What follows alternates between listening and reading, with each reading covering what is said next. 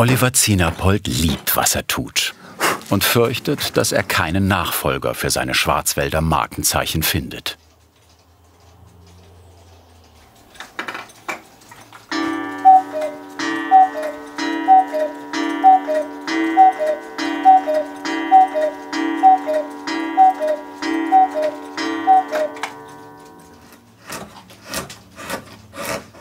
Der 48-Jährige fertigt traditionelle Kuckucksuhren.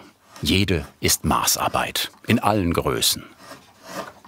Ich habe nichts gegen Verändern. Mir ist sehr wichtig, dass gewisse Linien und Traditionen eingehalten werden. Wir haben ja auch verrücktere Modelle mit Pilzen und so. Ich sage immer, eine Kuckucksuhr ist für mich eine klassische Kuckucksuhr, wenn sie auch handwerklich klassisch gemacht wurde. Wie früher, als die Uhrenproduktion im Schwarzwald noch weltweite Bedeutung hatte. Der Kuckuck, der selbst seinen Namen ruft, hat es weit gebracht. Doch tatsächlich kam der Vogel um 1730 aus einer Not in die Uhr. Denn nur sein Geschrei ist mit 2 Tonlagen problemlos nachzuahmen.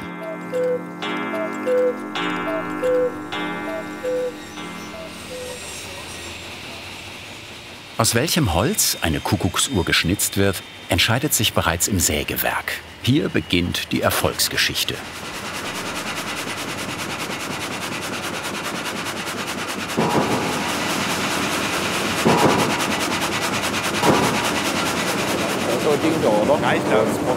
Andreas Krebs ist der Schreiner und Uhrmacher im Team von Holzbildhauer Oliver Zienerpold.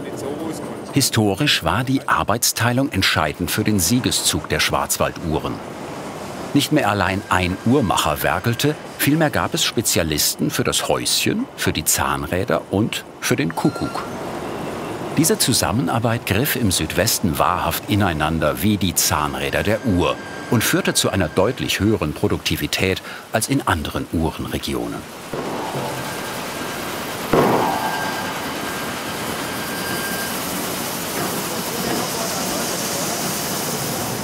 Jedes Holz hat seinen eigenen Charakter.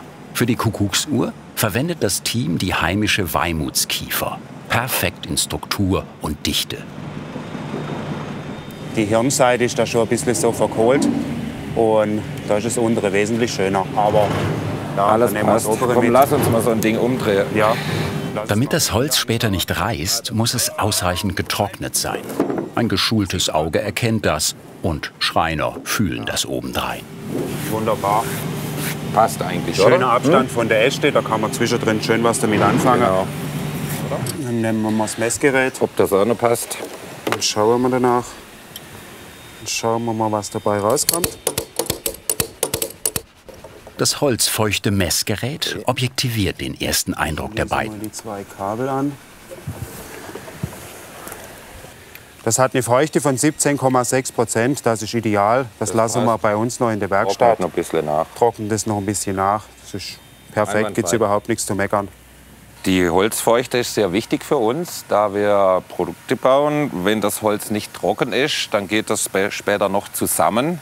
Haben wir Probleme mit Risse im Holz und Schwierigkeiten, Uhrwerk, alles. Das muss ein sehr, sehr ruhiges Holz eigentlich sein. Dann sind wir safe und haben keine Probleme. Dann sägen. Schließlich muss das Holz ja auf den Anhänger passen.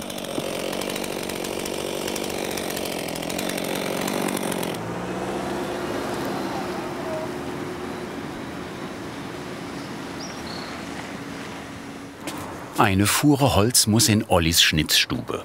Bis unters Dach hängen die Uhren. Oh, langsam. Ja, mach mal langsam. Oh, oh. So, gut. Hast es? Die echten, die handgeschnitzten. Jedes Teil ist ein Unikat. Hier hat die Zeit ihre Spuren hinterlassen. Okay, schieben wir es hoch. Schieb's ein bisschen rüber. Ja, Mann. Gut, dass wir zusammen schaffen, ja, oder? Das ist eine wahnsinnige Schinderei. Also ich bin Schnitzer und kann keine Uhr machen. Der Uhrmacher kann wiederum nicht schnitzen. Das haben die früher schon Suppi geteilt und wir führen das weiter sofort, weil das ist, glaube ich, der Schlüssel zum Erfolg. Eine Mann-Show kann das nicht sein, eine Kuckucksuhr. Geht's bei dir? Jo, klappt. Und schon wieder die gleiche Plackerei. Ja, ist nicht besser bei dir wie bei mir. Die zweite Ration Massivholz kommt in die Schreiner- und Uhrmacherwerkstatt von Andreas Krebs. Ja, einen Moment. Okay, oh je, das mit dem Massivholz macht doch außer uns keiner mehr, oder? Aber es ist uns doch wert, besser wie das scheiß Sperrholz zu nehmen. Darum machen wir das doch gern, links kleiner Kinder. Dann ran an das Werkstück. Zuerst der Schreiner. Fast einen ganzen Tag braucht der 31-jährige Andreas Krebs, um das rohe Uhrgehäuse zu fertigen. 7 Standardkastengrößen gibt es. Das 46 cm Modell ist Mittelmaß.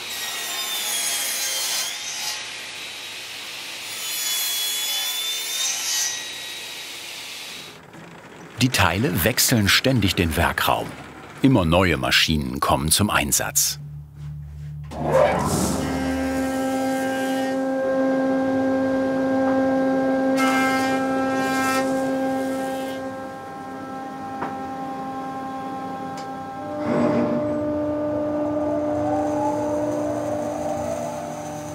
Das Monsterbrett aus dem Sägewerk gerät zunehmend in handliche Stücke.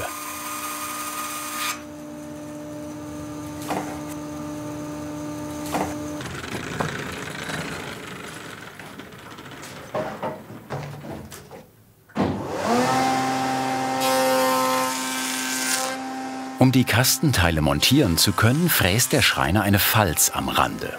Die L-förmige Abstufung sorgt für eine stabile Verbindung.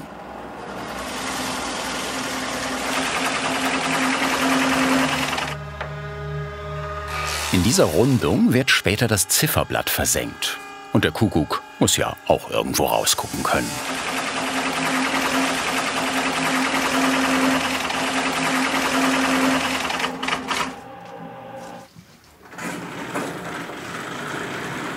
Die Kastenteile auf dem Rollwagen sind jetzt bereit für die Endmontage. 3 Gehäuse sollen es werden.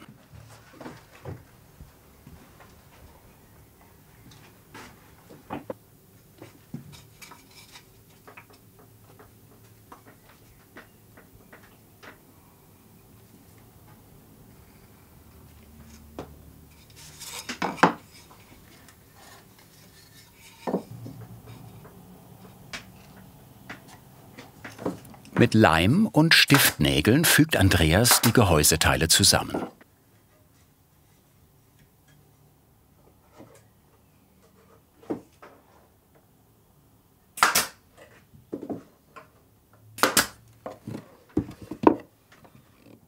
Noch sieht's aus wie ein Vogelhäuschen, aber das wird sich flugs ändern. Dieses Kasten-Basismodell steckt hinter jeder geschnitzten Kuckucksuhr in unterschiedlichen Größen und das schon über 200 Jahre. Warum das? Weil es einfach praktisch ist, dass der Uhrmacher sein Uhrwerk, seine Pfeifen, ich nenne es jetzt mal die Technik, die hier in die Uhr rein muss, die mechanische Technik, einfach verbauen kann. Und der Grund dafür, würde ich jetzt noch behaupten, der Schwarzwälder ist ein einfach gestrickter Mensch. Und warum muss er an etwas was ändern, was so prima funktioniert? Wenn das nicht Liebe ist. 200 Meter weiter fängt der Holzbildhauer Oliver Zienerpold jetzt auch an. Die Leidenschaft für Schnitzen. Ich glaube, das hatte ich schon als kleiner Bub. Wie alle Buben waren, haben wir immer ein Messerchen oder irgendwas im Hosensack gehabt. Hab ein Wanderstückchen geschnitzt, irgendwelche Gravuren rein. Oder manchmal Gravuren von den Mädels in die Bäume. Und irgendwie Holz hat mich schon immer fasziniert. Ist ein schöner warmer Werkstoff. Hat mich irgendwie nicht mehr losgelassen. Doch zuerst, wie jeden Morgen, der Schnitzer dekoriert. Dies und das, was man braucht, weil man's nicht braucht. Das ist gar nichts. Haben wir zu viel Äste. Auf die Seite. Hier. Hier. Für die 46er Kastengröße sucht Olli jetzt das passende Brett. Hat es Risse oder größere Äste, bleibt es stehen. Okay, der sieht gut aus. Einmal, zweimal. Den nehmen wir. Rinde weg. Alle Aufmerksamkeit gilt der Kuckucksuhren-Vorderseite, also dem Uhrenschild. Das ist schließlich ihr Gesicht. Hierfür sägt der Holzbildhauer etwa 10 bis 15 cm breite Einzelstücke, die er sogleich wieder miteinander verleimt.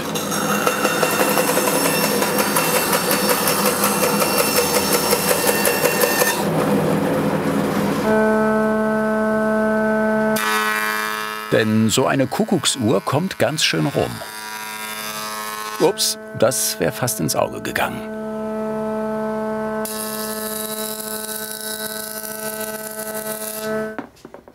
Ich verleime jetzt unser Holz wieder zu einem Stück. Das macht man deswegen, weil unsere Uhren, die kommen in alle Herren Länder. Und da haben wir verschiedene Temperatur- und Feuchtigkeitsschwankungen. Und die Spannung nehmen wir aus dem Holz, indem wir das aufsägen und wieder verleimen. Dann sind wir da auf der sicheren Seite.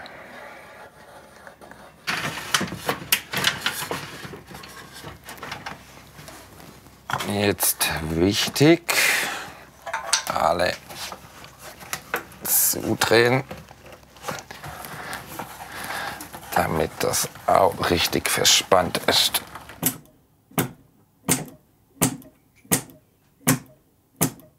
Zu seiner Kuckucksuhr gehören Schindeln. Der Schreiner sticht hauchdünne Holzplättchen für das Dach und die Außenwände ab. Keine Schindel gleich der anderen, Handarbeit eben. Was aus Holz alles entstehen kann, vom rohen Stamme zum fertigen Brett. Mich hat es schon als kleiner Bub fasziniert, wenn man jetzt im Sägewerk, im Wald das grobe Rohe sieht und was hier dann an filigrane Stücke entsteht. Das ist die Faszination, dass der Werkstoff Holz grenzenlos ist.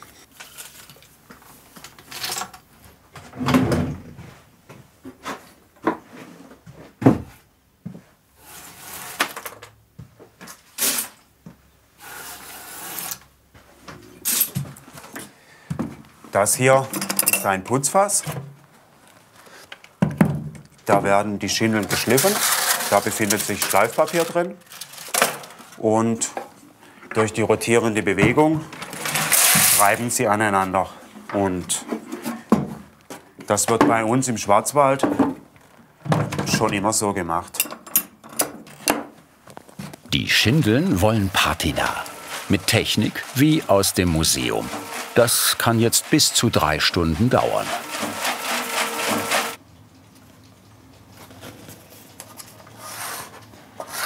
So, und mal die Mitte rausmessen. Was haben wir hier? Das Uhrenschild und die Formen, die später die Frontseite der Uhr umschmeicheln, verewigt Oliver Zienerpold zuerst auf einer Schablone aus Papier. Schablonen zeichnen, wichtig, damit die Uhr nachher so aussieht, wie sie aussehen soll. Muss man Anforderung für unseren Beruf unabdingbar. Zeichnen sollte man können, weil die Hand muss das führen, was man sich vorstellt.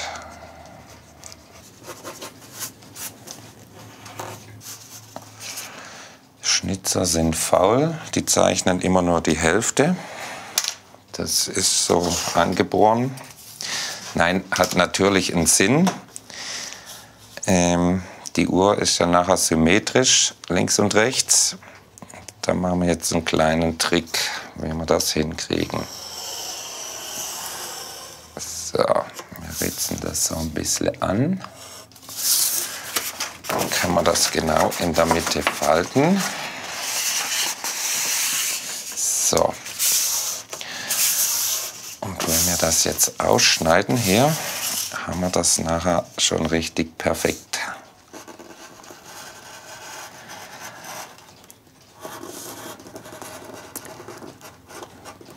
Jetzt kommt die große Überraschung, ob es auch nach einer Kuckucksuhr aussieht. Naja, passt doch, glaube ich, schon ganz gut. Aber wie sieht bloß ein Ahornblatt aus? Da ruft der Schwarzwald. Der gebürtige Triberger lässt sich immer wieder beim Radeln von der Natur inspirieren. In seiner Umgebung hat er schier ohne Ende Bäume und tosendes Wasser.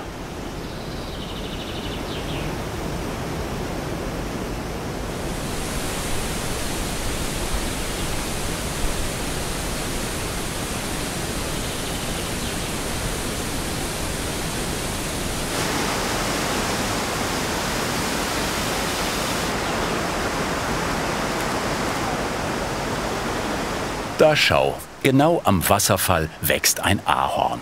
Ausdauernd und beharrlich zu sein, gehört zur Schwarzwälder Mentalität.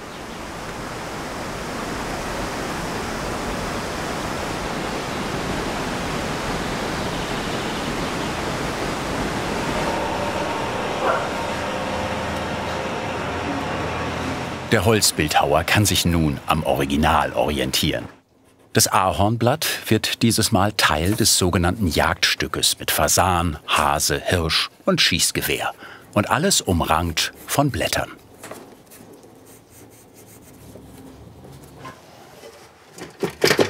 Das Brett fürs Uhrenschild ist jetzt fest verleimt.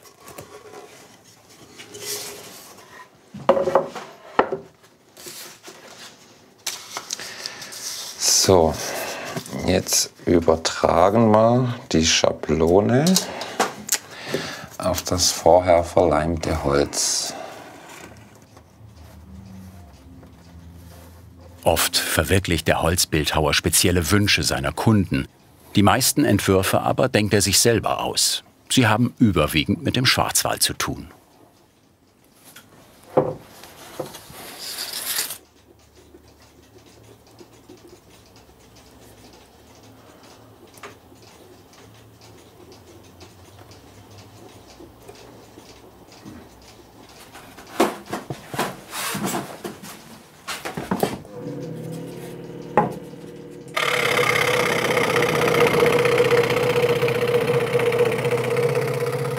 Von Hand geführt arbeitet eine Dekupiersäge die ersten Facetten des künftigen Kunstwerkes heraus.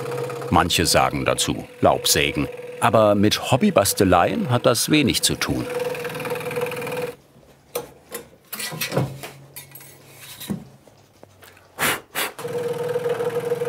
Achtung, Finger weg. Keine Sorge, Olli kann das.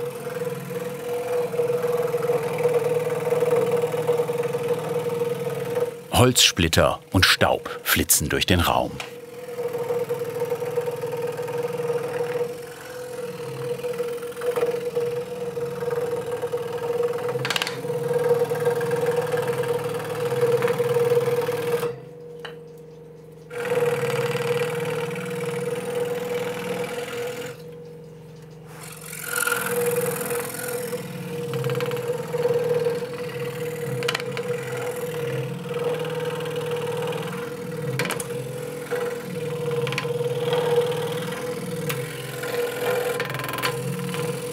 Die Holzrohlinge für das Jagdstück sind jetzt komplett, aber noch klobig, damit beim Schnitzen genügend Material zum Wegnehmen bleibt.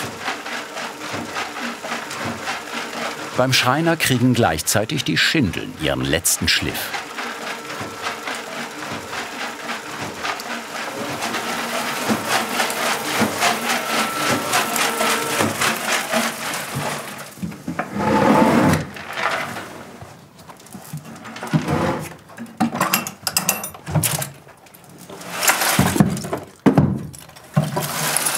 Ja, jetzt sind sie richtig schön geschliffen. Jetzt kann man weiterarbeiten.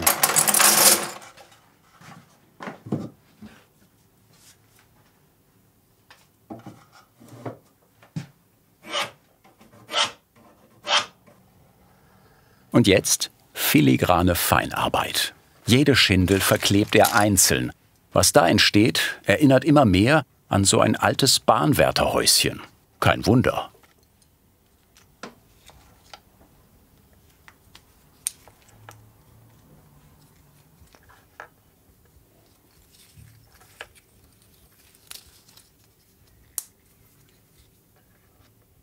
Diese Optik geht auf einen Eisenbahnarchitekten zurück.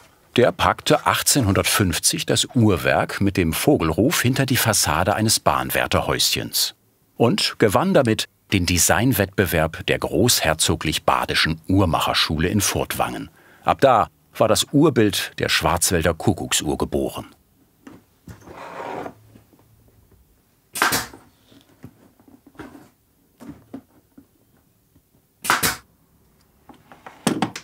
Und auch der Giebel kriegt noch Schindeln.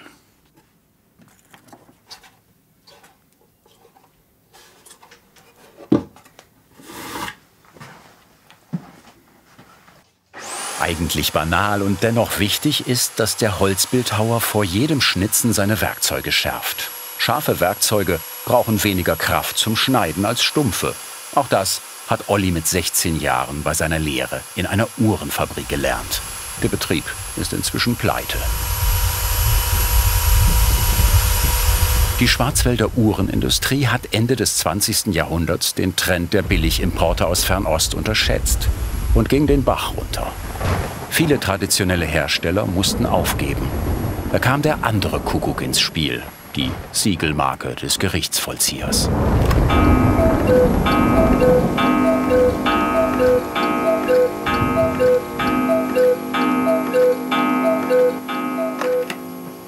Der Vogel hat einfach keinen guten Ruf.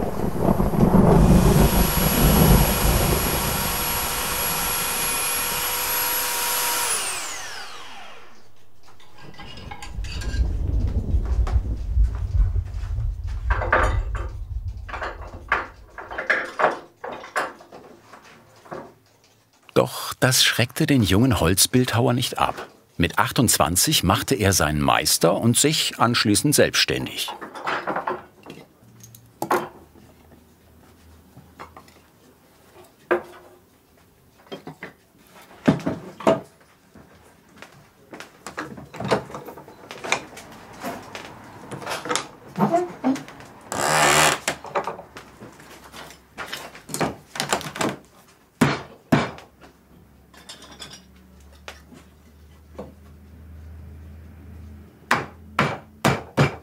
Sein Arbeitsspektrum reicht von viel Kraft bis sanft behende.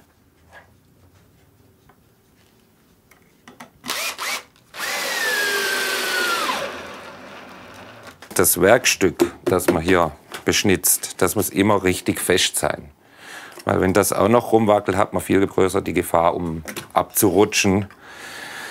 Ist uns allen auch schon passiert. Ich glaube, es gibt kaum Schnitzer, die noch nicht irgendwo mal genäht wurden.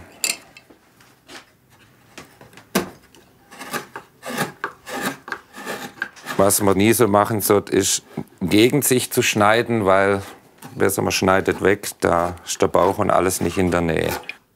Über 500 verschiedene Schnitzwerkzeuge gibt es, die sich in Breite und Schneideform unterscheiden. Im Moment lege ich die grobe Form an. Ich muss natürlich hier schon von Anfang an aufpassen, dass ich das immer schön mit der Maserung schneide. Das ist sehr wichtig beim Schnitzen, weil man muss das Holz lesen können. Schneidet man von der verkehrten Seite, bricht gerne was ab.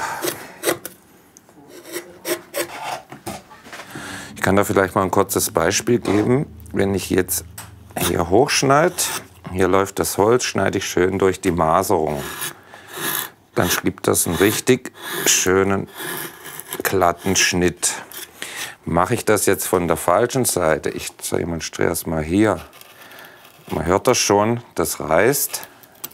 Das reißt mir jetzt schon bis hierher rein. Also das würde nicht funktionieren. Und gibt man zu viel Druck, kann das ganze Ding abbrechen.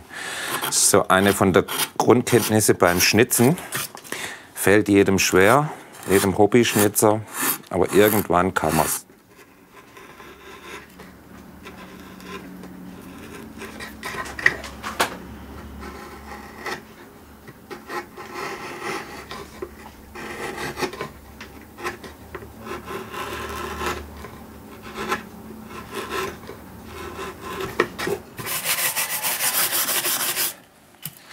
So, erster Teil des Oberteils erledigt.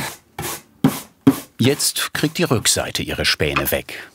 Dreidimensionale Bildwerke erschaffen. Die Grenzen zwischen Handwerk und Kunst sind fließend. Wir hinterschneiden das Oberteil jetzt. Lasse ich das ohne Hinterschneiden, wirkt das später auf die Uhr ganz, ganz dick und klumpig.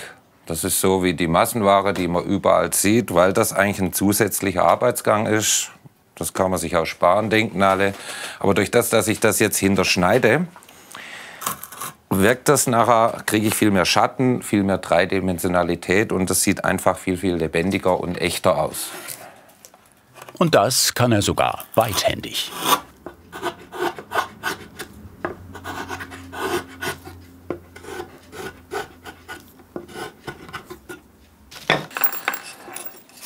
So, ein bisschen.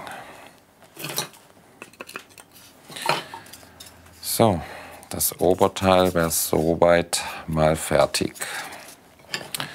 Jetzt nehmen wir das Uhrenschild. Los geht's. Schon seit 1860 veränderte die Kuckucksuhr deutlich ihr Gesicht.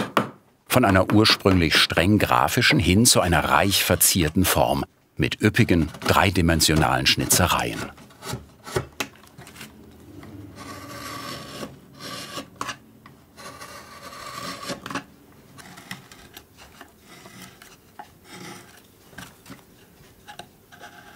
Und so geht auch Ollis Handschrift.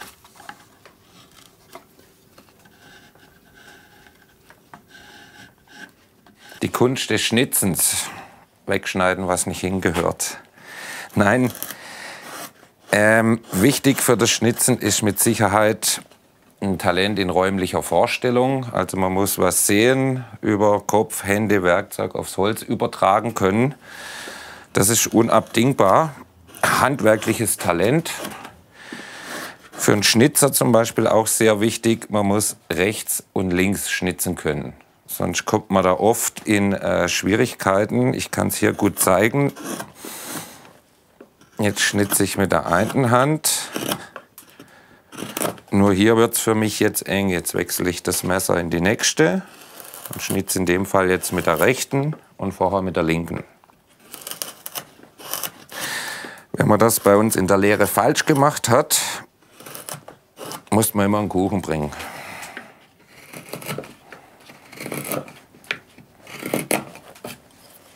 Wichtig, die Signatur. Aus den Rohlingen wachsen die Zutaten für das unverwechselbare Gesicht der Schwarzwälder Kuckucksuhr. In vielen Ländern ist die Uhr ein Symbol für deutsche Handwerkskunst.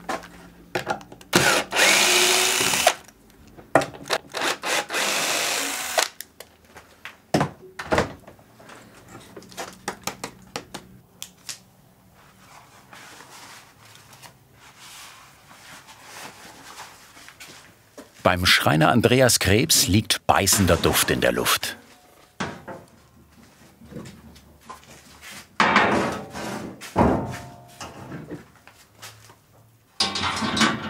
Ist der Leim über Nacht getrocknet, kriegt das Basisgehäuse die gewünschte Farbe in einer Tauchbeize. Sie dringt tief hinein in das Holz, ohne dass die natürlichen Strukturen verloren gehen.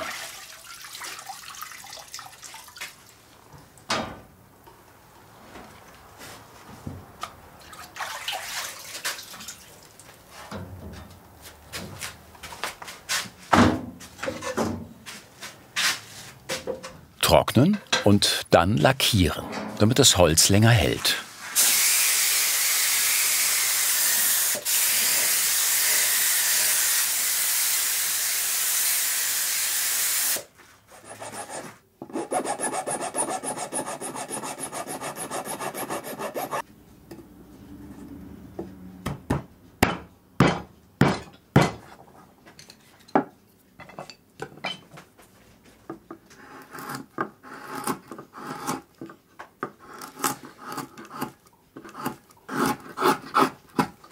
Bearbeiten wir unser Ahornblatt, das wir für die Uhr dann auch natürlich verwenden.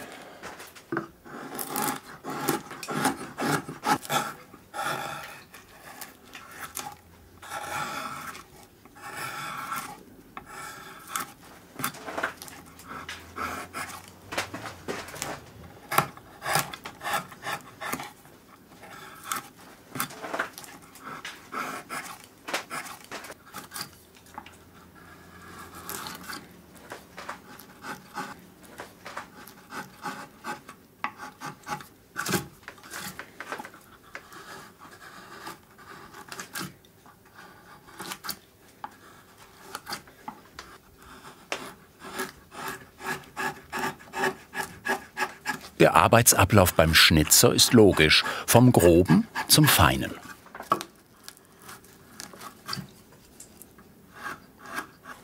Ich mache jetzt noch die Gravur in unser Ahornblatt.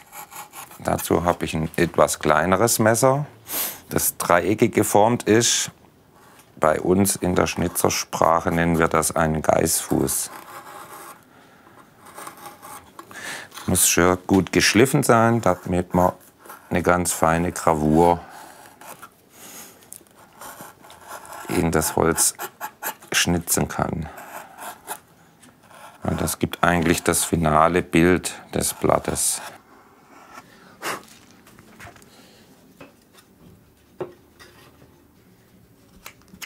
Schon fast 2 Tage schnitzt Oliver Zienerpold am traditionellen Jagdstück. Unser Ahornblatt wäre fertig.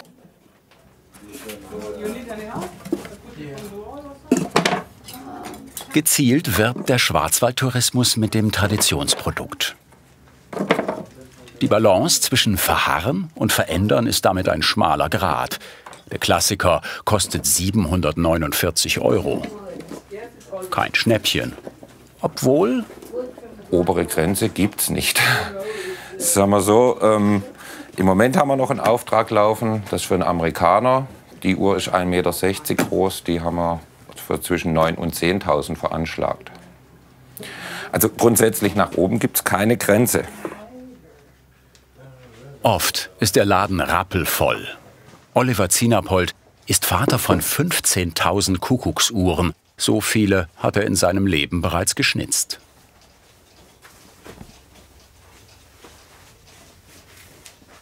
Doch es bleibt ja nicht beim Schnitzen. Nie ist wirklich Schluss im Job. Irgendwas ist immer, und zwar 7 Tage die Woche. Jetzt beizen und lackieren. Das macht Flecken.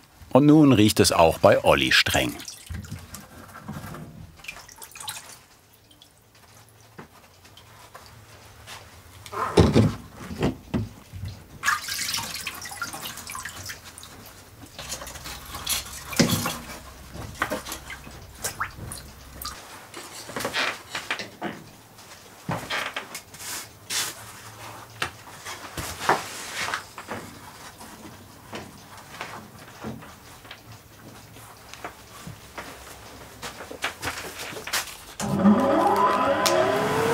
Lack schützt nicht nur, sondern gibt dem Holz einen natürlichen Glanz.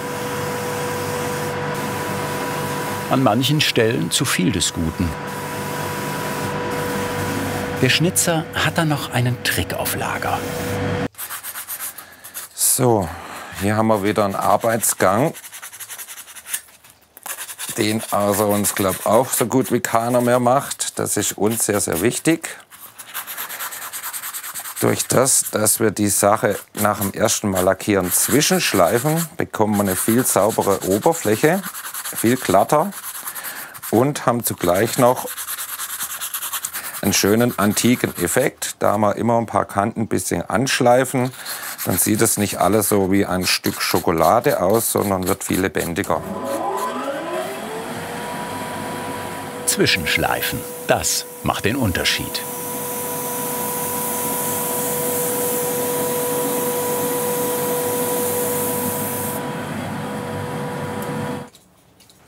Sein Kollege Andreas Krebs wartet schon auf die Lieferung.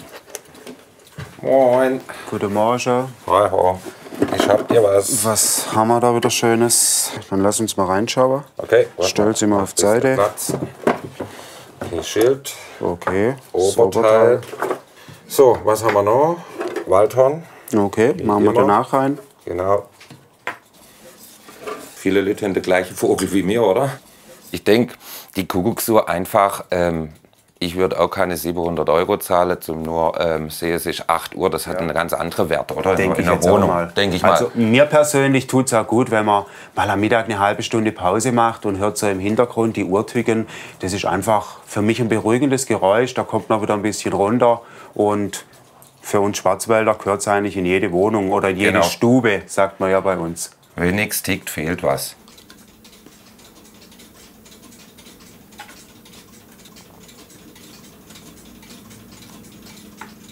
Noch lassen die Einzelteile wenig von dem Charme einer fertigen Kuckucksuhr erahnen.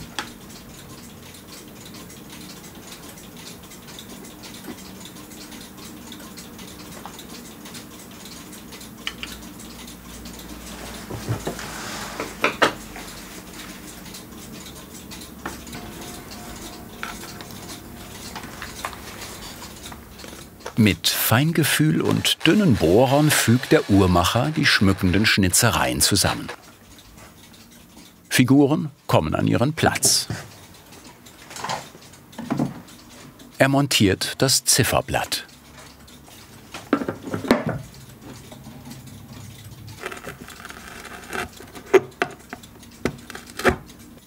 Und befestigt das Türchen für den Kuckuck.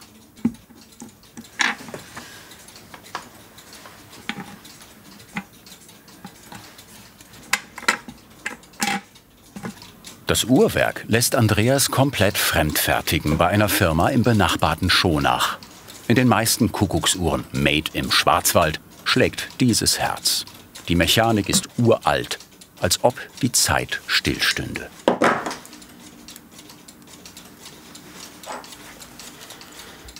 Jetzt die Hauptperson.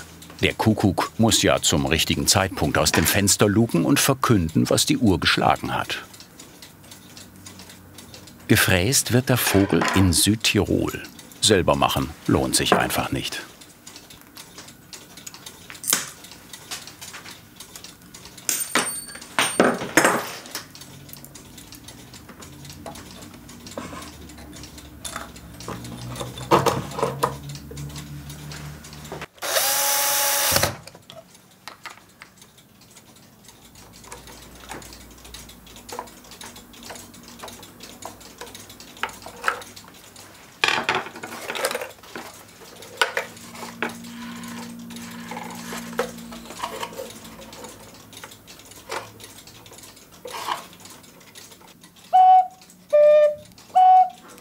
Die originalen Kuckuckspfeifen mit Blasebalg stammen wiederum aus einem Schonacher Traditionsbetrieb.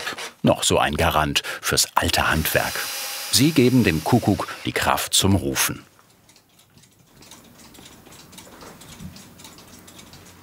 Die Zeiger hat allerdings Olli geschnitzt.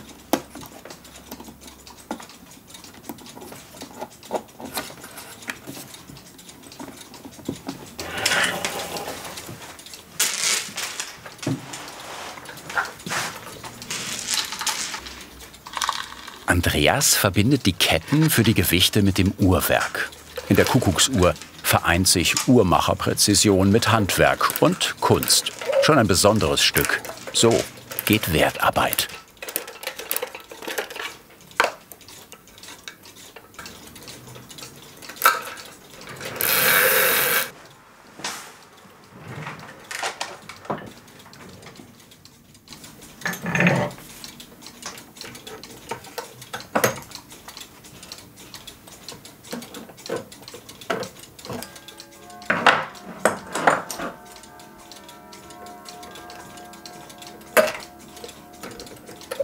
Und so funktioniert der Kuckucksruf.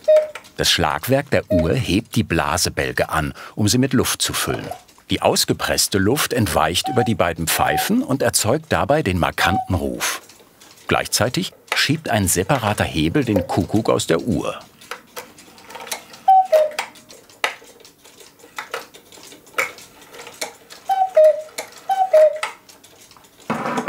Das Vorbild in der Natur hat keinen besonders guten Ruf. Antreiber ist das Pendel.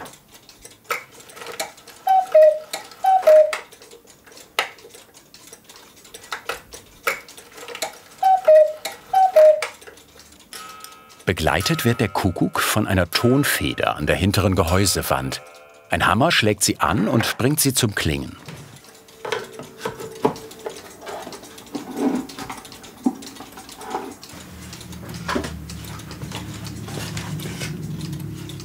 Dann verschraubt Andreas Krebs die Frontpartie mit dem Gehäuse von innen.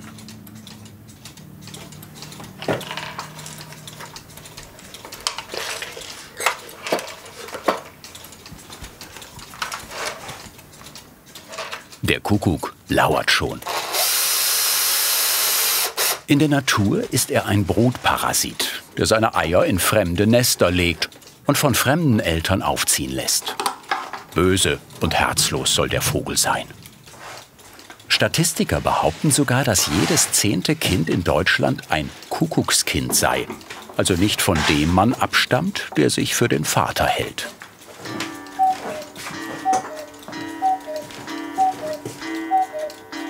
Hallo. Hallo, grüß Und? dich. Hier, fertig, Alles klappt? passt, jawohl. Ja? Hast du gehört? Das Sondermodell mit denen Ahornblattaufleimer. Sieht Wo auch wir noch extra ganz gut gemacht aus haben, passt. irgendwie. Ja. Muss noch mal kurz hören. Und dennoch, der Kuckuck hat in Uhren erfolgreich seine Nische gefunden.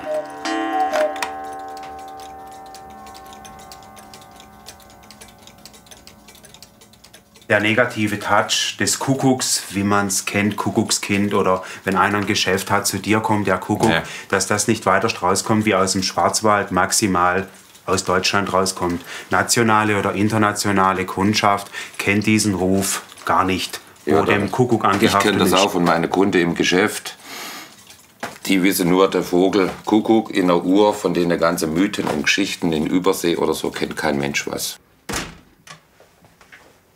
Gleich kommt die Kundin. Den Probelauf hat die Kuckucksuhr inzwischen bereits bestanden.